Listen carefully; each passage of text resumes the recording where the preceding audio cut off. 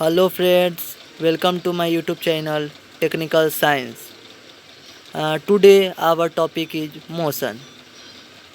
Now we start our first chapter motion from class 9.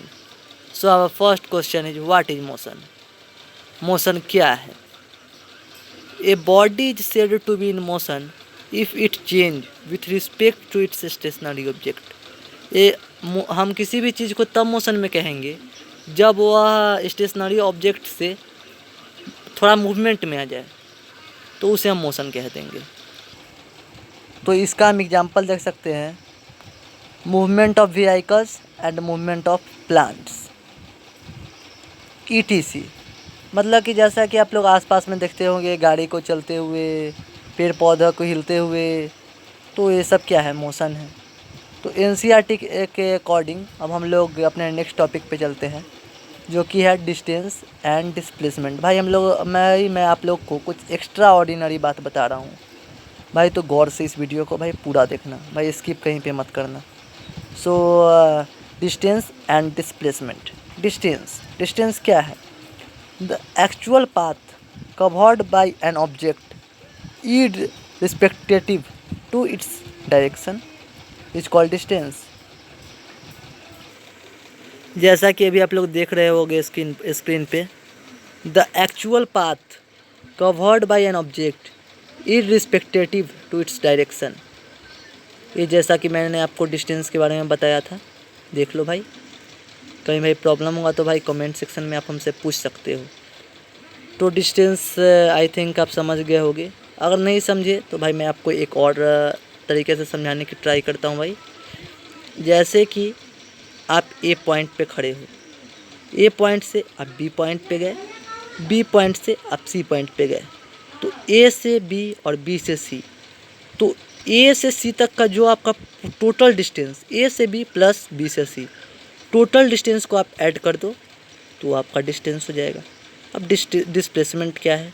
Displacement को मैं बता देता हूँ, फिर मैं आपको हैंड रिटेंस नोट्स भी दूंगा।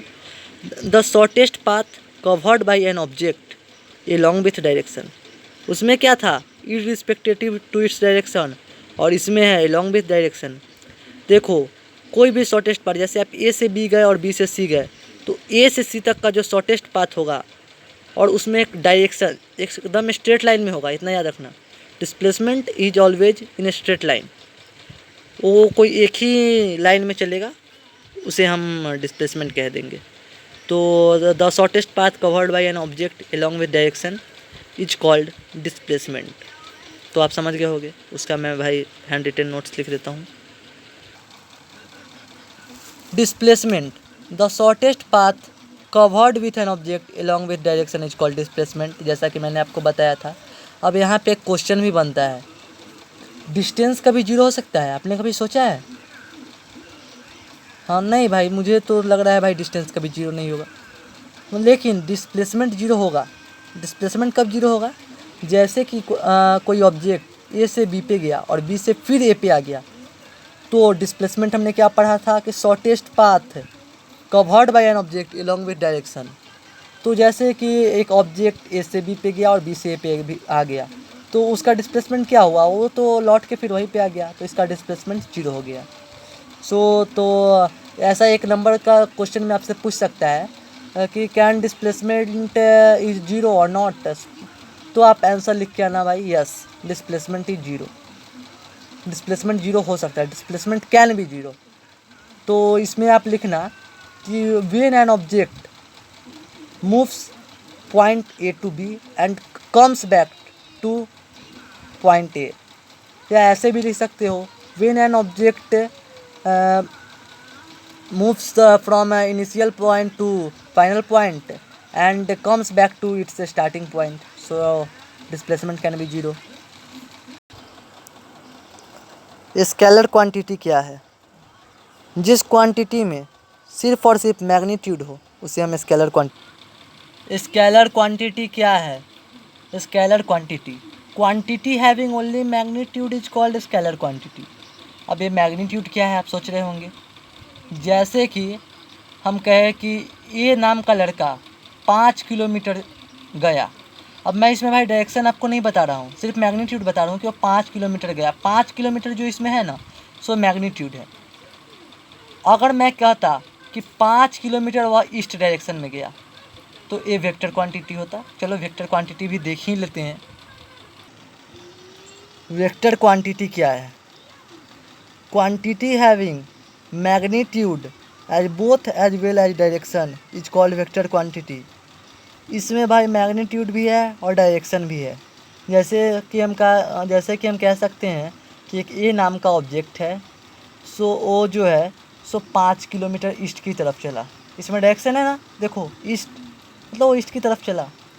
वे यहाँ पे डायरेक्शन कोई भी इसका फिक्स डायरेक्शन होगा, ये नहीं कि इधर गया उधर गया, ये डिस्टेंस नहीं है, ये वेक्टर क्वांटिटी है। इसमें मैग्नीट्यूड और डायरेक्शन दोनों होता है। लेकिन स्केलर क्वांटिटी आप डिफरेंस भी आप इससे बना सकते हो। स्केलर क्वांटिटी में एक मैग्नीट्यूड ही होता है, इसमें डायरेक्शन नहीं होता है, इसमें कोई फिक्स डायरेक्शन नहीं है।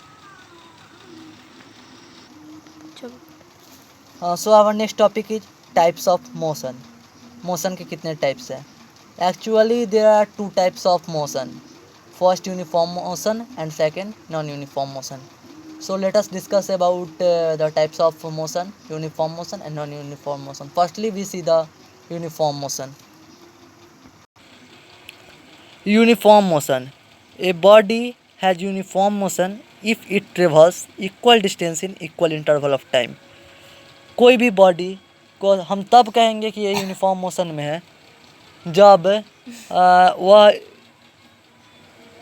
कोई भी डिस्टेंस एक ही इंटरवल ऑफ टाइम में पार करेगा। जैसे कि कोई गाड़ी 20 किलोमीटर के स्पीड से चल रही है तो लगातार 20 किलोमीटर के स्पीड में ही रहेगी, उसके स्पीड में कोई चेंजिंग नहीं आएगा। और नॉन यूनिफॉर्म मोशन इसके बिल्कुल विपरीत